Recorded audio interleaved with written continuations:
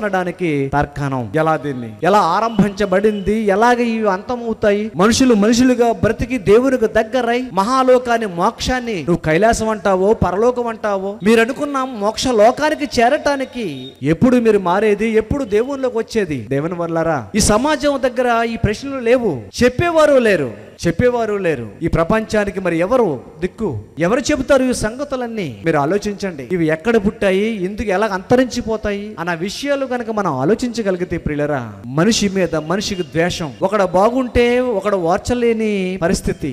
భూమి మీద ఇద్దరు పుట్టినప్పుడు ఆదామవ్వల మొదటి ఇద్దరు మనుషులు భూమి మీద ఆరంభించబడి దేవుడు కలలుగన్న పిల్లలందరూ వారి ద్వారా రావాలన్న మొదటి సంతానంలోనే హత్యాకాండ జరిగింది. మనిషి మధ్య ద్వేషం, హత్య ఆరంభమైంది. అలా పుట్టడానికి కారణం ఒకడు హంతకుడుగా, దేశదిమ్మరగా మారిపోయి మరొకడు మరి బలైపోవటం మన ఆది కాండంలోనే మనం చూడగలం.